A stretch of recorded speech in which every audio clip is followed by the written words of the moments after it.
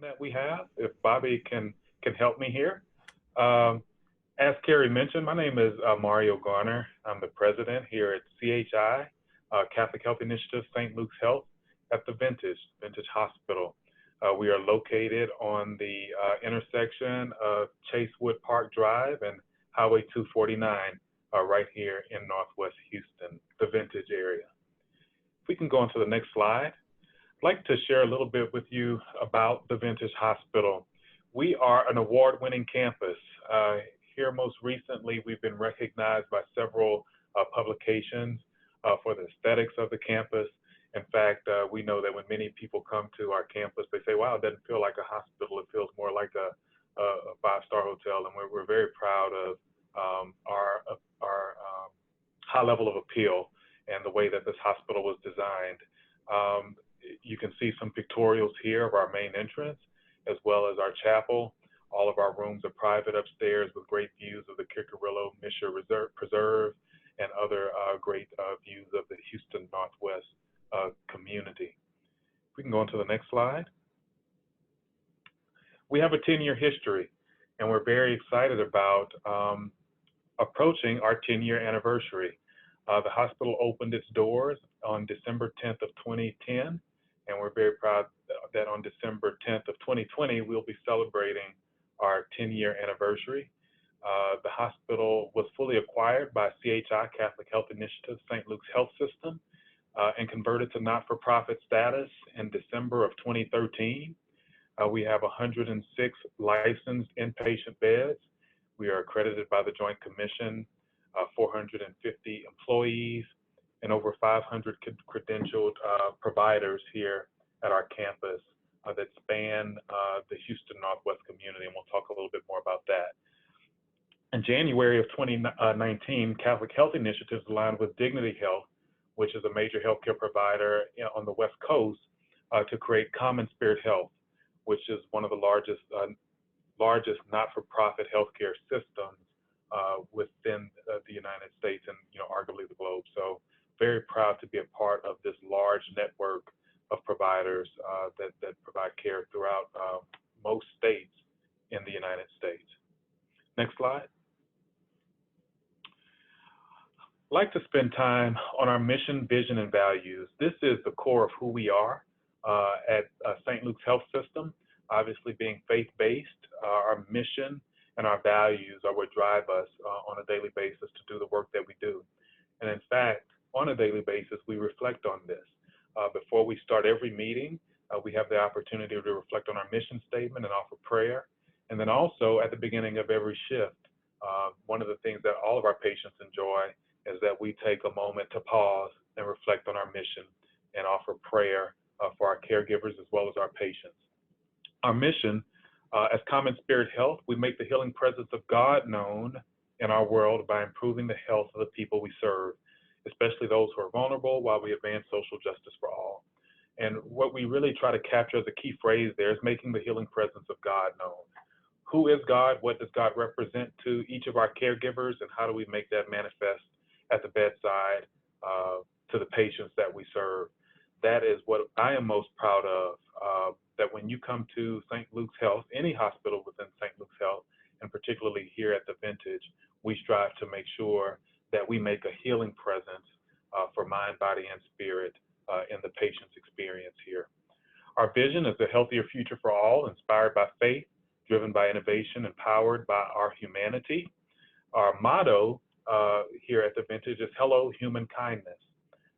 When you come to our facility, human kindness is the foundation for which we provide the care, and we want that to also be evident in the patient's experience here. And then our values are compassion, care, listening with empathy and love, accompanying and comforting those in need of healing, inclusion, celebrating each person's gifts and voice, respecting the dignity of all, integrity, inspiring trust through honesty and demonstrating courage in the face of inequity, excellence, serving with the fullest passion and creativity, and exceeding the expectations of others and ourselves, and then ultimately collaboration, committing to the power, working together, building and nurturing meaningful relationships.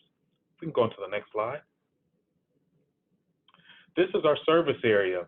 we are proud to be a part of this community, and we recognize it as one of the fastest growing areas in the Houston Metroplex. If you see on the map here, we consider the Vintage, the Tomball, the Spring Klein, the Willowbrook area, and even south of the Willowbrook area inside the Beltway 8 Loop as our primary service area.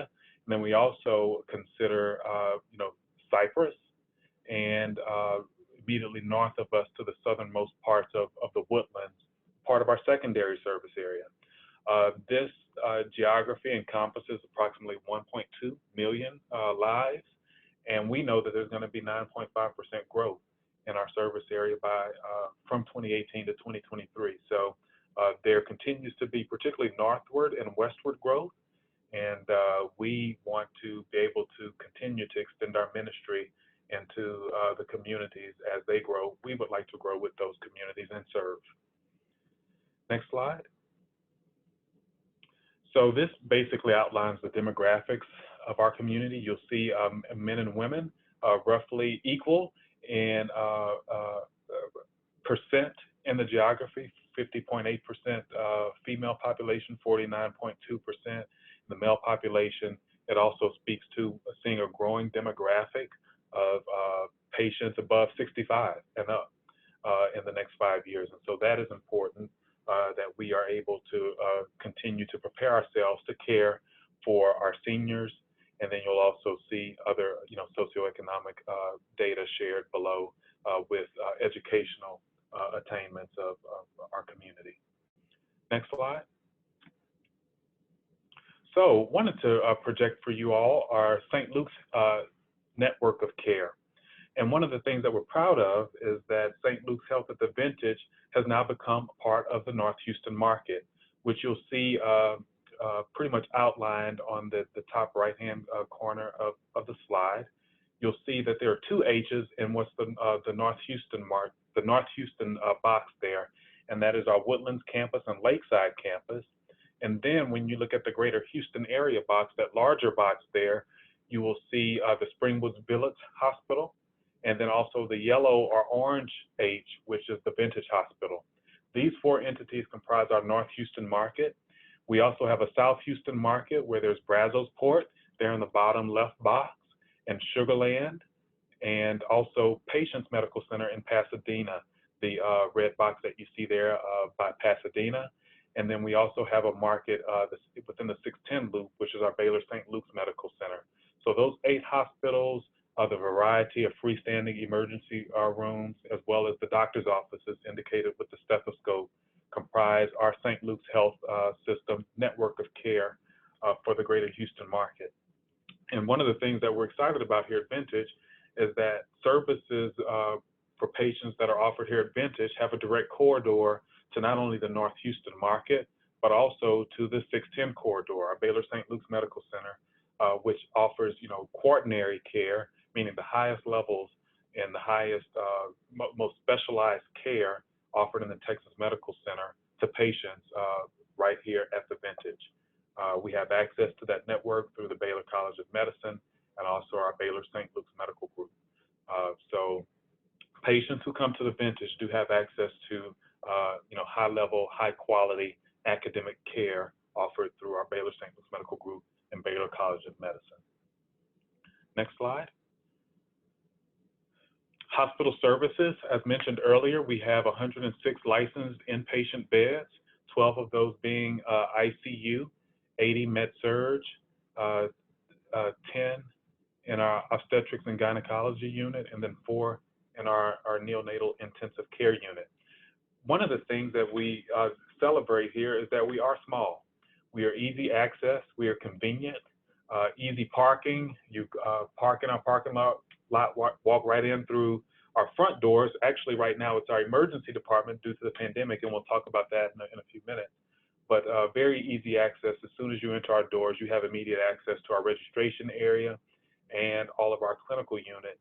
And it's a boutique feel. Many of the patients who come here like that feel about St. Luke's Hospital, and that when you come right in, we're able to usher you directly to where you need to go in a convenient and an easily accessible manner.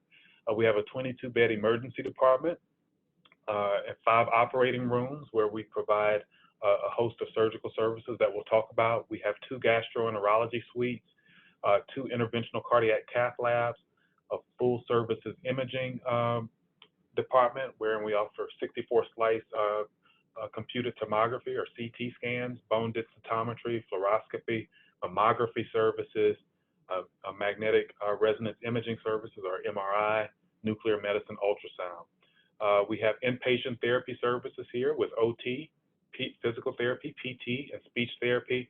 Then we also offer contract dialysis services and inpatient wound care. Next slide. The hospital services that we offer, we have emergency services. And then from a medical standpoint, these are the variety of medicine subspecialties that we offer. Cardiology, including diagnostic and interventional cardiology. We have family medicine, gastroenterologist, internal medicine. And in fact, we just started a hospitalist program through Baylor College of Medicine. And so we have academic physicians here on a 24/7 basis that provide inpatient care to patients either who do not have a primary care physician or whose primary care physicians utilize the hospitalist services. Infectious disease physicians, nephrology, neurology, oncology, pulmonology, and rheumatology. We offer obstetric services through board certified OBGYNs, and neonatology. We do have a level 2 neonatal intensive care unit that we spoke about. Radiology services, we have a very specialized interventional radiologists and neuroradiologists, all with faculty appointments at Baylor College of Medicine. Surgical services, we also just align with Baylor College of Medicine to have all board certified faculty anesthesiologists that serve the Vintage Hospital on a 24/7 basis. We also have general surgery, orthopedics, ENT, which is also otolaryngology, better known as ENT, pathology services with Baylor faculty, podiatry, thoracic and vascular surgery, and urology. Next slide. Living our mission metrics. This is to share with the community that we are certainly committed to delivering high quality care. On a almost daily basis, we review our compliance levels with these various indicators. And I'm very proud to say that for many, we've had 0 in the past calendar year. And so that speaks to the caliber of care, the quality of care, and the diligence toward ensuring that we provide the highest levels to every patient that comes to our facility. So on a daily basis, we measure our sepsis compliance, our Claudium difficile infection rates, which we're very proud to have minimal to none. Our patient experience, this is something we measure on a daily basis. We look at how patients score us and how patients rate us with the quality of their care. I'm very proud to share that our emergency department has done a phenomenal job, particularly in the past 6 months, with improving the patient experience there, where now we score in the top quartile within a national database for our patients' experience. We monitor bloodstream infections, urinary tract infections, the overall mortality at the hospital, our sepsis rates, and then our readmission rates. Certainly our goal is that as we discharge patients back to the community, be it to your home or to a different level of care, that we prevent your readmission, that we send you on your way in such a manner that it does not require a readmission to our facility. And that's something that is measured through third-party entities as well. And we do very well with those measures. So wanted to share that with you.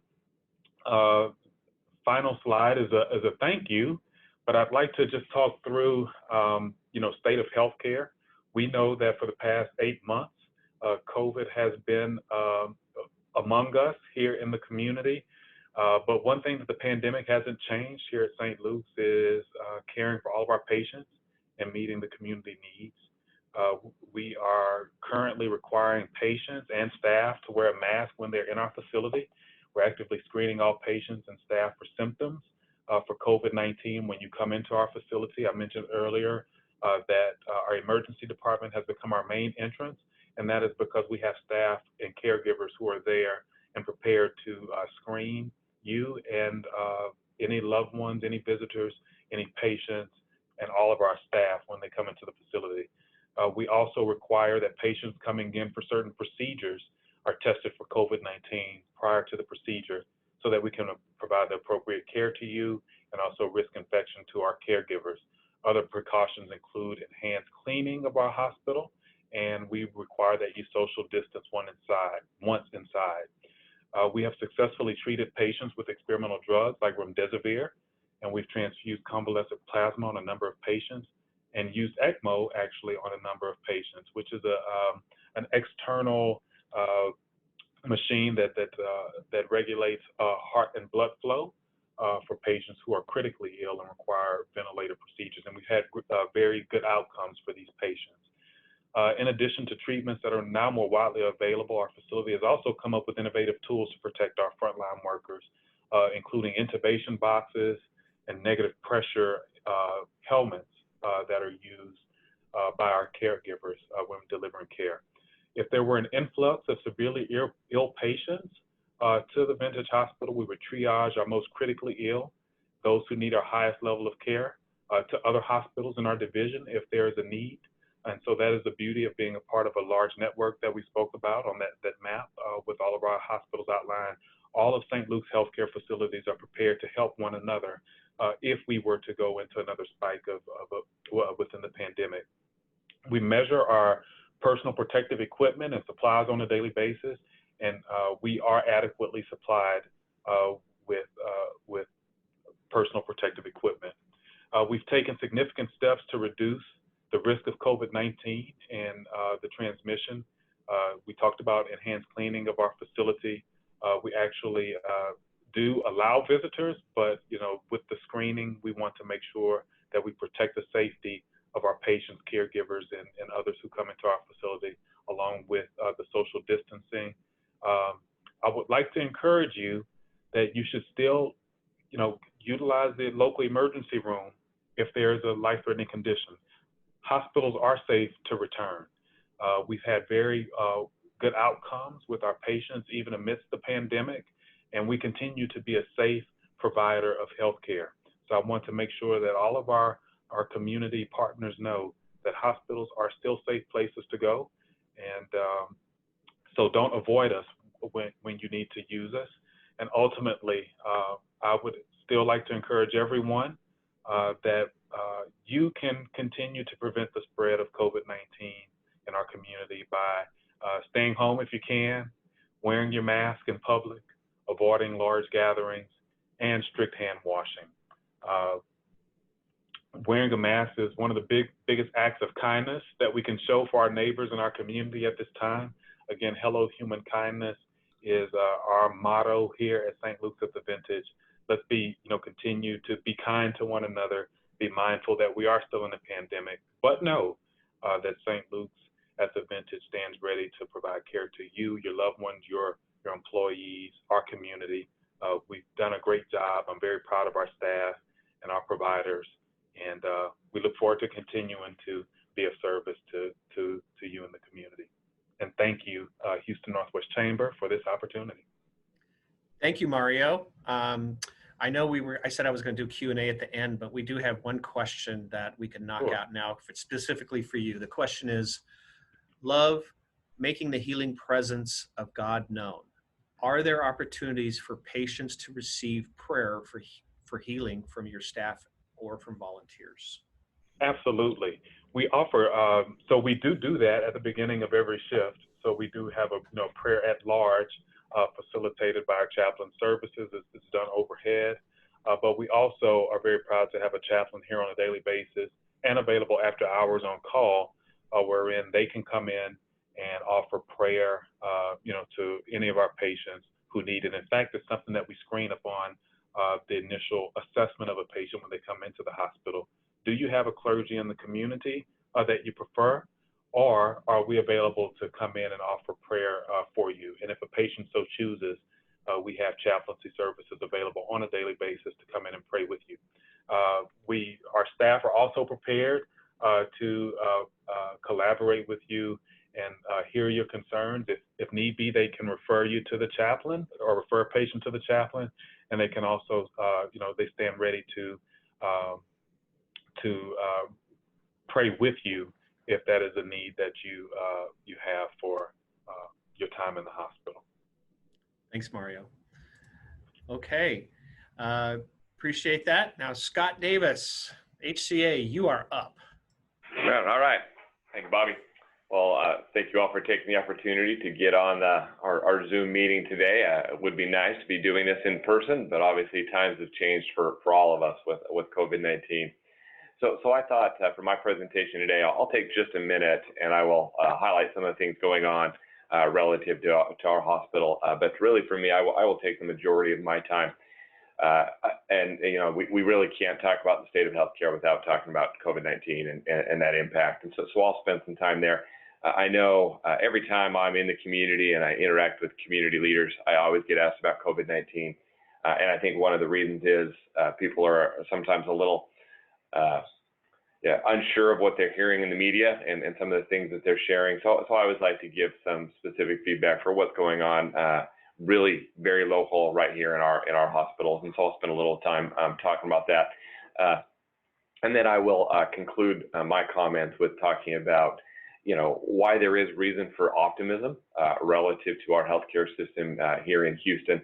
We have a lot of great things happening within all of our facilities, not just HCA Houston Healthcare, but Methodist, Memorial Hermann, St. Luke's, really all of our facilities here in the area. So I will conclude talking about that. So I'll first start talking about the mission. So the mission for our hospital is, above all else, we are committed to the care and improvement of human life, and that's really what we're all about. We try to make sure that everything we do, we put that in the forefront, whether it's the actual care that takes place, how we treat those patients clinically, but also more importantly, how we treat the family members and the patients from a compassionate care standpoint. We want to make sure they feel like they do receive that compassionate care when they're in our facility. Houston Northwest has been here almost 50 years. Amazing to think about that, but it's obviously been a very stable part of this community for a long time, and lots of great things with that history. We have over 2,000 employees and providers at our hospital, 425 licensed beds, so it's obviously a very big medical campus, full scope of services, level 2 trauma capabilities. So we do see a lot of those patients and take great care of those patients that have accidents, car accidents, whatever it might be, relative to trauma. Very busy women's program, labor and delivery, high level 3 NICU. What I always love to talk about that NICU is able to keep patients here in the community and do not have to have them delivered at the medical center or have to go somewhere else, able to really receive all the care they need for their babies here locally. And then a very strong neurosciences program, neurosurgery, stroke care, as well as cardiac surgery and other programs. So really is a privilege to be part of this community. If you haven't had the opportunity to come by Northwest recently, I encourage you to do so. It looks fantastic. We've done a lot over the last couple of years to continue to renovate the campus, actually repainting the entire campus right now, and really looks fantastic. And we're excited for those efforts to not only provide a great compassionate experience when patients come in through our doors, but also a great aesthetic experience for our patients. So I mentioned a little bit about my hospital. I would be remiss not to mention our system, HCA Houston Healthcare, that we're fortunate to be a part of. It is the biggest healthcare system in Houston. We have 13 hospitals in the Houston area, and then more hospitals in the areas to the south, north, and east of us. So a great network to be a part of. We treat over 1 million patients every single year in the Houston area, deliver more babies than any other healthcare system. So it's great to be a part of a system that has that amount of leverage and that amount of resources for our community. So talk a little bit about COVID-19 and where we're at. Obviously, a lot of talk in the media about waves and what wave are we in and what does the surge look like. You all have probably seen what's happening in Europe and in some of our other countries right now. There was some data released from the University of Washington just early this week, sort of forecasting what is it going to look like for our community. We've had areas around us, El Paso, a little bit in North Austin, North Texas, and they are forecasting that probably within about a month that we will likely see more cases than what we're already seeing and more hospitalizations. We are hopeful that it is not what we had in that July-August timeframe. That was a fairly big wave for us if we want to use that term, for not only our hospitals, but for our community.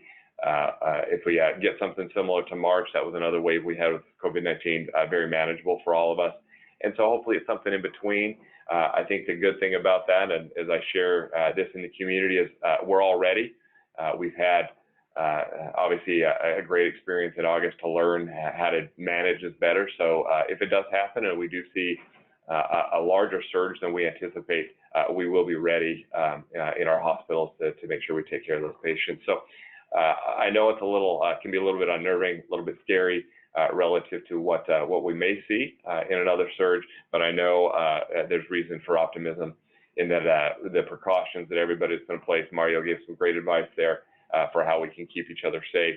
I think all of those precautions that people are exercising will help us get through what will obviously be an uptick of cases and hospitalizations, but hopefully get us through there.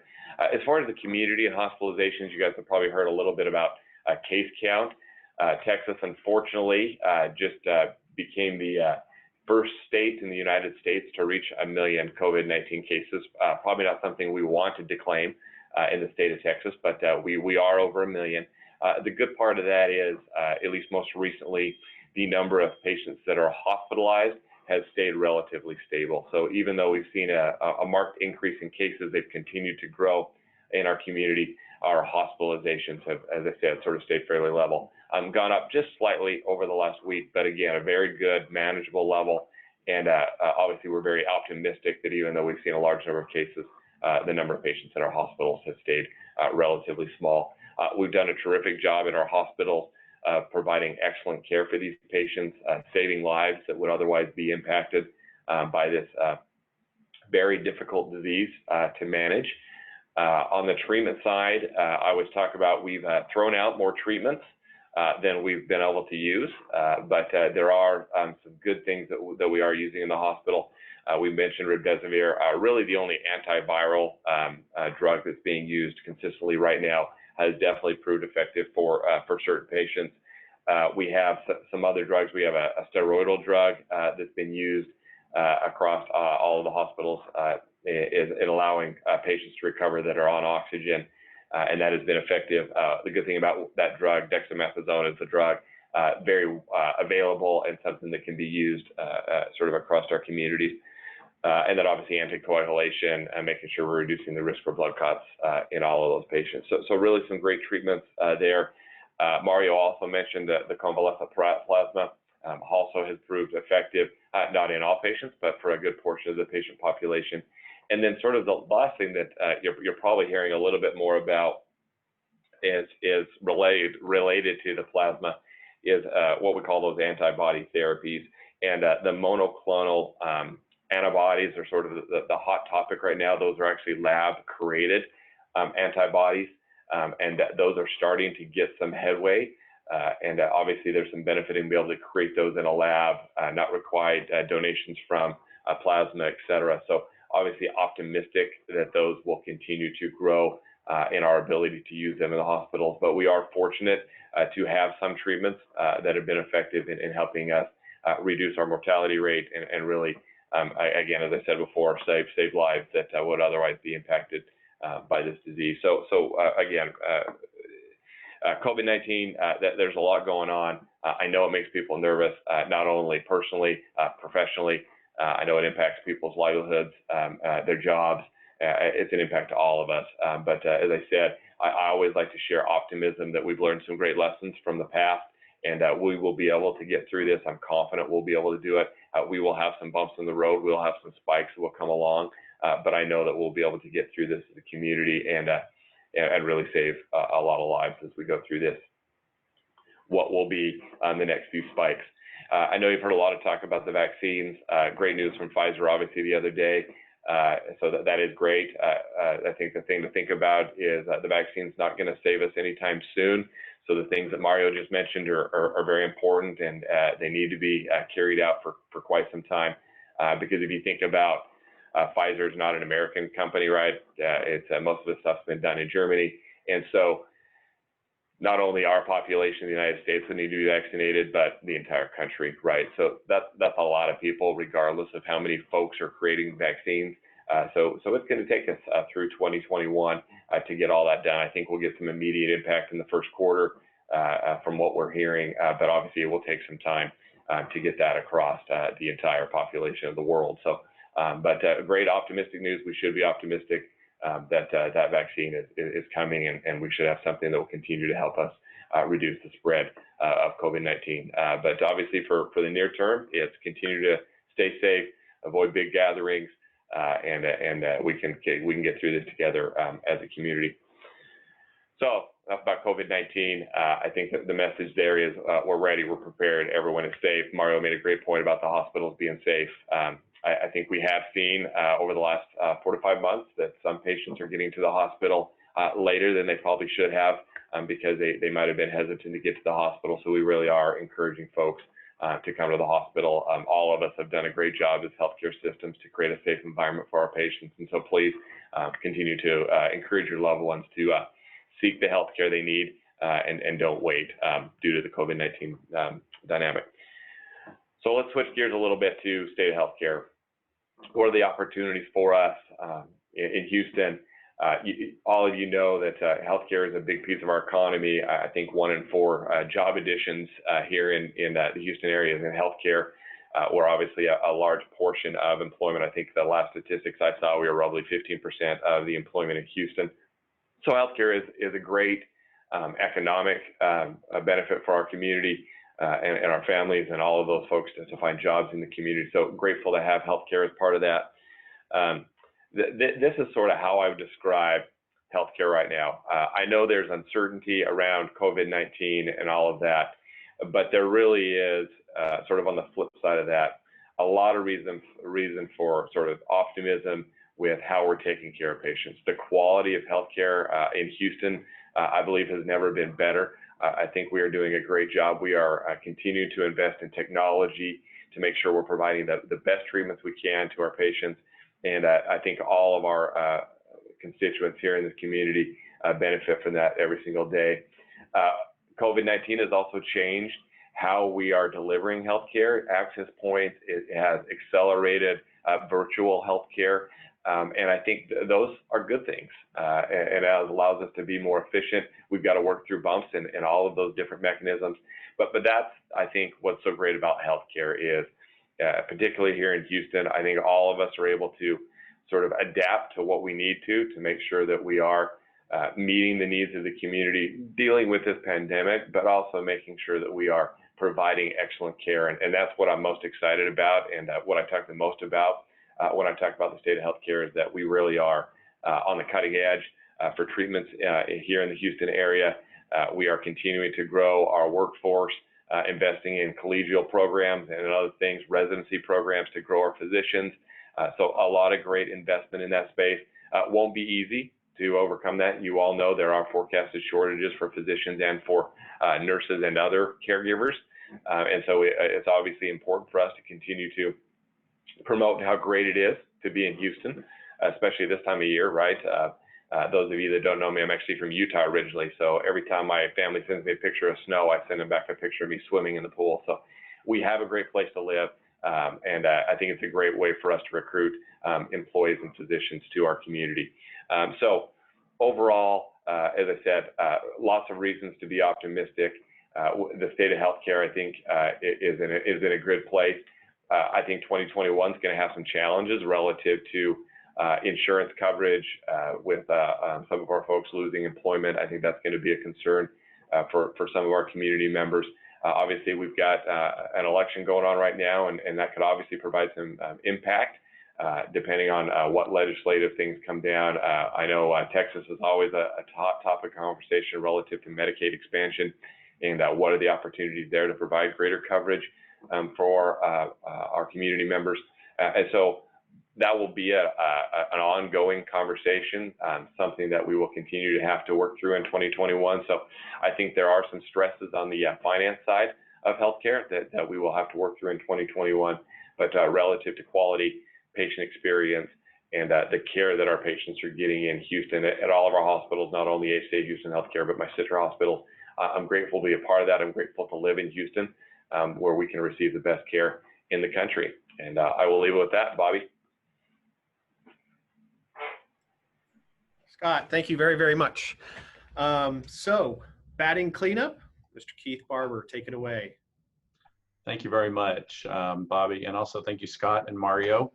I think it's good for all of you all to realize that nothing like a global pandemic to bring your hospital leaders together in your community.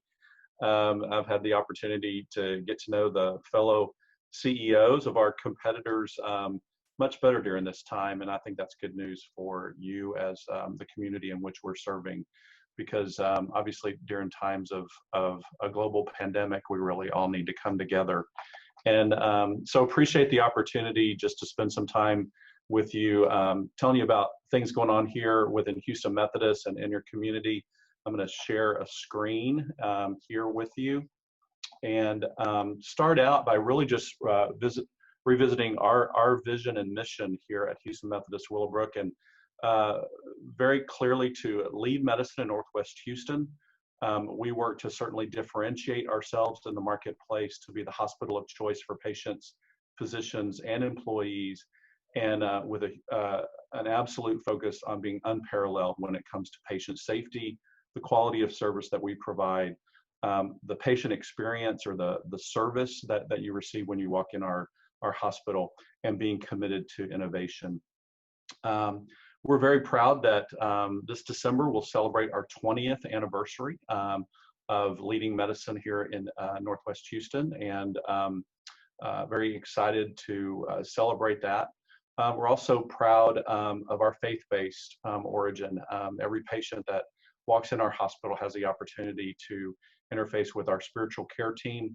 And our spiritual care team is not only here for our patients, but also here for our employees, which then helps our employees better serve our patients. So all around, we're very proud of being a faith-based organization, and being a nonprofit organization, certainly committed to our community from a long-term perspective. And it's a privilege to serve the Northwest Houston area.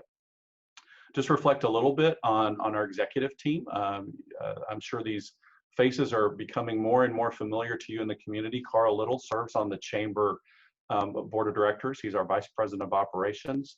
Nicole Twine is our fairly new Chief Nursing Officer. She started 2 weeks before COVID. Barbara Quant was our previous Chief Nursing Officer, and she retired after a 30-year career with Houston Methodist. And Nicole comes to us from our main campus, where she was an Associate Chief Nursing Officer, and literally hit the ground running right as we got into COVID. And then Kiki Fontenette is our Associate Chief Nursing Officer, and is a great talent to us here, and partnered with Nicole. And then we're also very blessed to have two Chief Quality Officer and Assistant Chief Quality Officer, Dr. Glass and Dr. Stephanie Bruce, work with us here in the executive office, leading medicine every day. And so very proud of this team. Also reflecting a little bit on COVID, and I appreciate Scott and Mario's comments. Again, we've done this together, but really thank you for to the community as well. It has been an incredible team effort. Obviously, hospitals doing our part, but we could not have achieved what we've achieved during COVID without the partnership of the community, the local area EMSs. In fact, I love this picture. One of the EMSs, we didn't even know this till we received this picture, but COVID has certainly been a time where we've saluted each other, we've thanked each other, we've recognized each other. And so it was a blessing for us to receive this picture one day where the EMS literally pulled up to our hospital, took out a flag and saluted us, and sent a picture, which was just a great encouragement and a blessing to our team, especially during that July peak that was pretty difficult for our staff. They were working long hours to kind of get us through that surge. Law enforcement has played an incredible role. Our teachers in our independent school districts, we've been very connected with our school districts during this time, and have been proud of the work that they have done, which is significantly contributing to keeping our COVID numbers under control. All of our healthcare workers are frontline and support, and then our community members. I love this picture on the right. There was hardly a day that went for a long time that some member of the community was not wanting to feed the ICU or the ER or something of that sort. So, and I will tell you, it's been an incredible encouragement to our team. Certainly, very proud. Keith, yes. Sorry, it's Bobby. Can I interrupt? Your slides aren't being shared. We don't see them. Oh. I'm sorry to interrupt.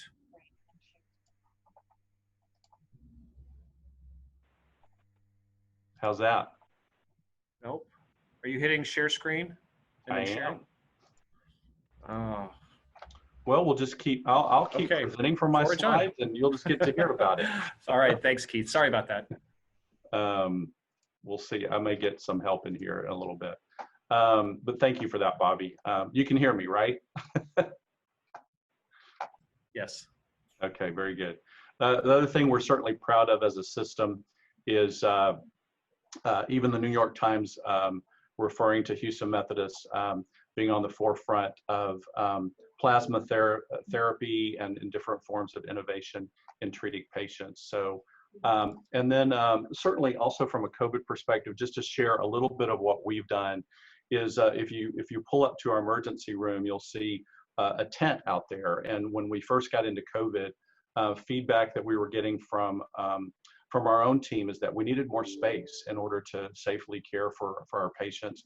So we created the tent, which created a bifurcated process so that we could keep patients safe and separated in order to continue to provide high quality care and keep non-COVID people from getting infected through that process. I think I may get some help real quick to try to share. So if you can,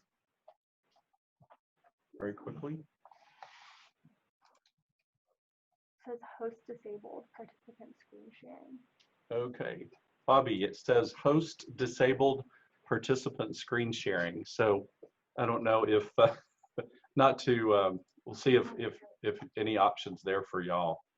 The other thing I wanted to share, just to reflect on our 20 years. We've experienced tremendous growth here at Houston Methodist and certainly very proud of that. Our first year having about 6,000 admissions, last year having almost 41,000 equivalent admissions, which is both inpatient and outpatient, growing from 1,000 births to over 4,000 births, growing from initially a 70-bed hospital to now a 358-bed hospital and continuing to expand. Emergency visits, year one was 25,000. Last year we did almost 80,000 emergency visits. Surgeries growing from 1,200 to almost 11,000. And then an original campus of 150 employees, which is now over 2,200 employees. So certainly continue to be excited about that growth. Also continuing to expand our centers of excellence focused in cardiovascular, neurosciences, cancer, surgery, women's services, and orthopedics and sports medicine, and continuing to advance those capabilities continually. The other thing that we're very proud of is Vizient is one of the leading organizations in ranking and measuring hospital performance. And so Houston Methodist Willowbrook, we ranked this year, in fact, number 8 out of the top 100 hospitals for community hospitals, and we were ranked number 2 nationally in the patient safety domain, which is certainly one of our leading focuses for quality and patient safety. Again, a Leapfrog A-rated hospital, CMS 4-star, and then we're also very proud of our magnet designation. Only 7% of hospitals nationwide are magnet designated. And magnet designation is a survey of nursing excellence and nursing quality. And so we're very proud of that distinction. It's great for our nurses because it attracts really high quality nurses. And then obviously it's great for our patients because just from an assurance of a high level of nursing capability.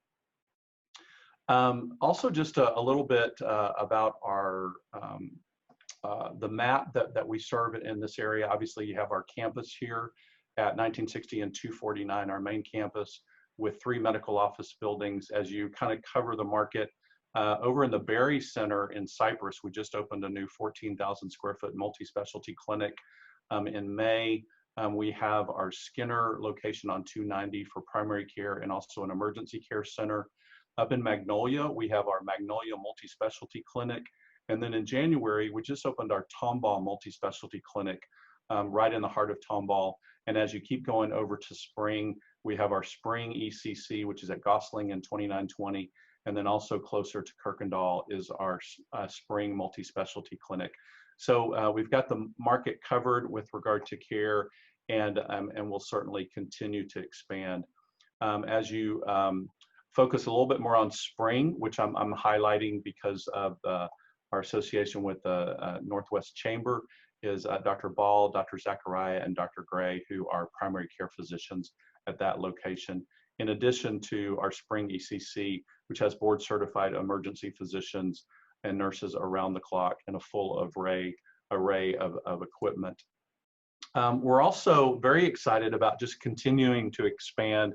We have plans to, in the coming year, to do another expansion that'll take 2 or 3 years to complete, which will bring additional ICU beds, more medical surgical beds, another observation unit, 10 more ORs, 2 more cath labs, a brand new endoscopy suite, more CT and MRI, and another parking garage with over 1,000 places.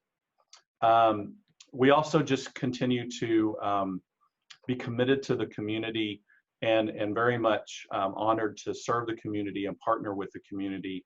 Again, working with our school districts, Lone Star College, Rotary Club, Grow Northwest, Pearl Fincher Museum, NAM is an organization. In fact, Carl Little, our Chief Operating Officer, serves on the board of directors for NAM, which is a great organization that cares for this, this community, as well as other organizations. So it is a pleasure to partner with our community, to serve our community, and I thank you for the opportunity to share some things with you today. Thank you, Keith. Yeah. Appreciate that. Sorry about the slide mix-up. That was a setting issue on our side, so no problem. We'll it was great just to share. We'll own that one. This is a point, folks, where you can certainly type in questions for our 3 presenters. We have one queued up already, you know, we can't have a keynote presentation without somebody introducing politics. And Scott, you touched on it briefly, but the question is, with a pending change in political leadership, are you optimistic or concerned about the future of healthcare in the U.S. and why? Which one of you wants to tackle that one? I'll cover it, Bobby. You know, I think you guys heard a little bit of my comments, and you know, the reason I felt like I could comment on it, we just had a sort of governmental relations conversation just a few days ago, and you know, at the end of the day, I think both political parties have positives and negatives relative to how they address healthcare. So I think you know, if it ends up the outcome that it looks like most likely to see right now with President-elect Biden coming in, you know, he definitely has different views than what President Trump had. But I think where he's going to go, at the end of the day, his overall vision is still making sure that we provide care for everyone that needs it, right? And so I think as far as our consumers go, I think this platform or even the previous platform is going to allow the care to be expanded and to be provided to everybody that needs it. Obviously, that can create some economic issues for hospitals. The thing that worries me most about changes to payment methodologies, value-based care, all of that you hear, is actually the impact to rural areas more than the impact to you know, urban, suburban areas like ours, just because of how difficult it is to financially run hospitals in those areas. And so we could lose some rural access to healthcare with some of those changes. But obviously, we would hope that whatever legislation is passed would help support those organizations. But as you heard me talk about before, I'm still optimistic about where we're going, what we're doing in technology, the care that's being provided. So even though things might change, payment models might change. There's obviously still lots of reasons to be optimistic for healthcare in our community, regardless of the presidential platform or the legislative platform. Bobby, I'll add on to that. I think there's a lot of reasons to be optimistic. We've already heard about an advisory board that has come together to help with resolutions to the COVID-19 pandemic, to create an action blueprint that is likely to start January 20th, 2021. The new administration is looking at Medicare and Medicaid expansion, expanding the eligibility programs, particularly for the disabled. And then also, the potential of Medicaid expansion. There's about a dozen states that have still or have declined the Medicaid expansion, but the opportunity to work toward an option, to meet the needs of low-income citizens who do not necessarily qualify for Medicaid currently, is there an opportunity to expand coverage? Drug and healthcare cost is a focus of the new administration, eliminating surprise billing and bringing down prescription drug cost.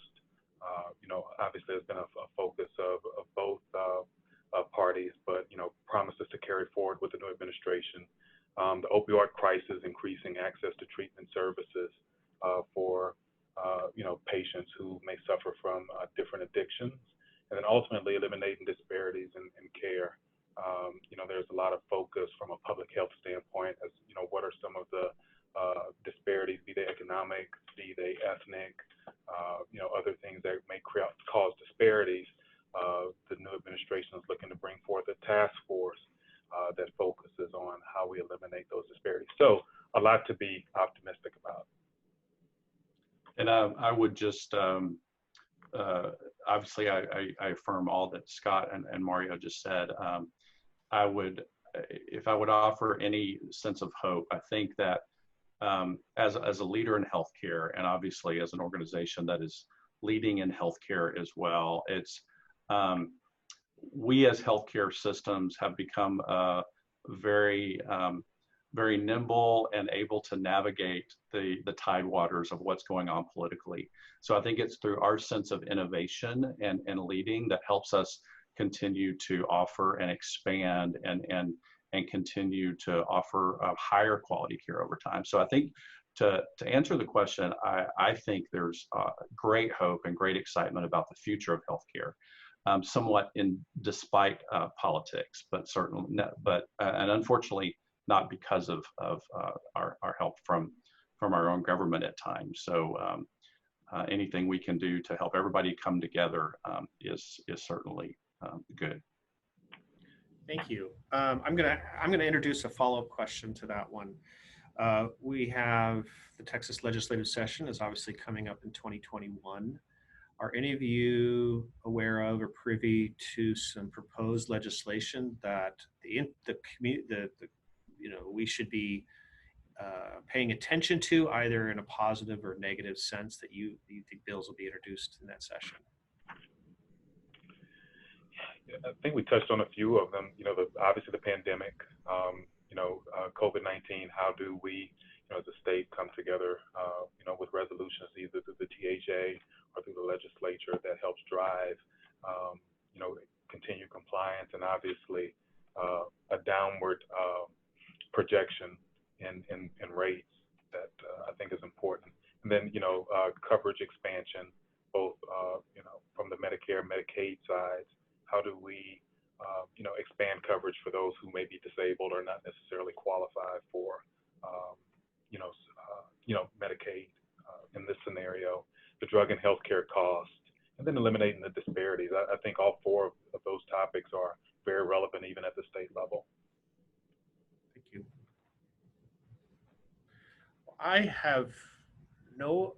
Here's a question that just came in.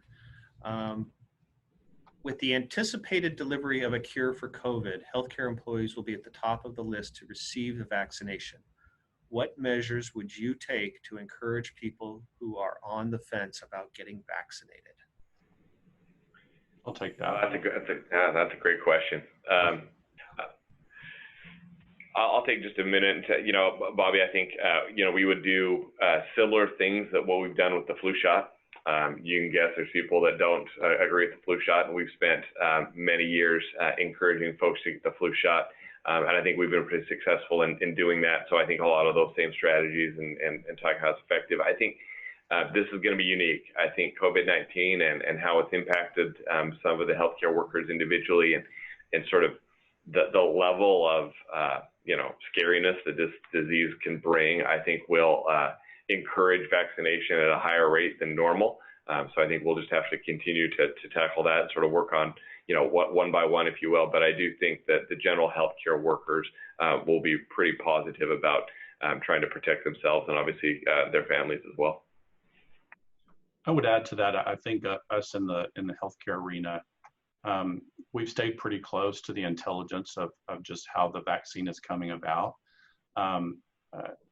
I think we believe that it has been a faster but still a very solid due diligence process. So I think if you're on the fence, you should allow yourself to stay on the fence, but watch, because I think most people, and I've actually listened to quite a few podcasts on this, and obviously healthcare workers will go first.